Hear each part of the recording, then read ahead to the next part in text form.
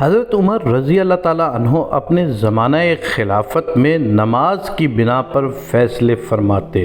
آپ رضی اللہ تعالیٰ عنہ فوجی دستے بنا رہے تھے۔ عام لوگوں میں سے چند لوگ اس فوجی دستہ کی تیاری کے لیے چنے اور ان کو جماعت کی شکل دی اور ایک امیر قائم کر دیا اور فرمایا کہ آپ سب کا امتحان ہوگا۔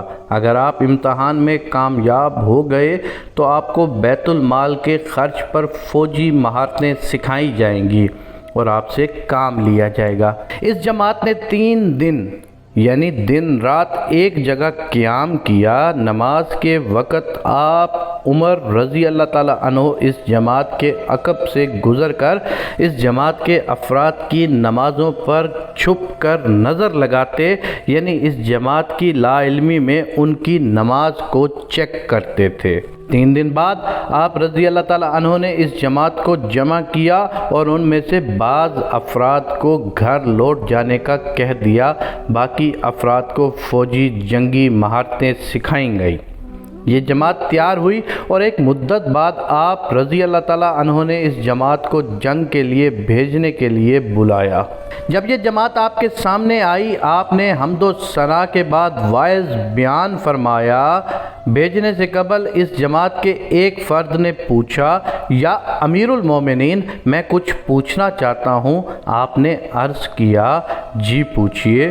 وہ کہنے لگے کہ مجھے بتائیں ہمارا امتحان کیا ہوا تھا، اور شروع میں جب ہم بالکل مہارتیں نہیں جانتے تھے تب ہم میں سے بعض کو آپ نے گھر واپس بھیج دیا تھا، حالانکہ وہ ہم میں سے اونچے قد کے اور زور آور تھے اور پہلے سے کچھ مہارتیں بھی وہ لوگ جانتے تھے۔ آپ عمر رضی اللہ تعالیٰ عنہ نے فرمایا، دیکھو میں نے فلاں فلاں کو جب تم نماز پڑھتے تھے دیکھا کہ وہ نماز کے محافظ نہیں، یعنی لاپرواہی میں نماز پڑھ رہے تھے۔ سنو، نماز اللہ کا حکم ہے۔ جو نماز کا محافظ نہیں وہ اللہ کے حکم کا محافظ نہیں۔ وہ سرحدوں کی حفاظت کیسے کرے گا؟ یعنی وہاں پر بھی غافل اور لاپرواہ رہے گا۔ تو بس ان سے مجھے نقصان کا اندیشہ تھا، سو اس لیے ان کو میں نے واپس بھیج دیا، اور تم لوگ جو بقایا بچ گئے ہو، تم لوگوں کو میں نے دیکھا کہ تم لوگوں اپنی نماز کو خشوع و خضوع سے ادا کرتے تھے، تو تم لوگوں کو میں نے اپنے پاس رکھ لیا۔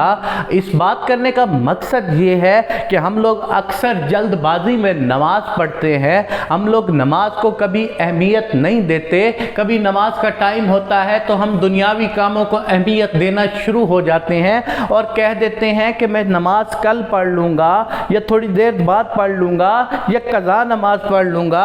تو حضرت عمر رضی اللہ تعالیٰ عنہ کا یہ فرمان نماز سے غافل ہوگا، یعنی نماز اللہ کا حکم ہے، تو نماز سے غافل ہونا اللہ کے حکم سے غافل ہونا ہے۔ تو جو اللہ کے حکم سے غافل ہوگا، نہ وہ صحیح سرحدوں کی حفاظت کر سکے گا، نہ وہ صحیح اسلام کا پرچار کر سکے گا، نہ وہ کسی اور کام کو اس طریقے سے کر سکے گا، کیونکہ جو اللہ کا منکر ہو سکتا ہے، جو اللہ کی نافرمانی کر سکتا ہے، تو اس کے لیے کسی اور کام کو چھوڑنا کوئی بھی معیوب نہیں ہوگا۔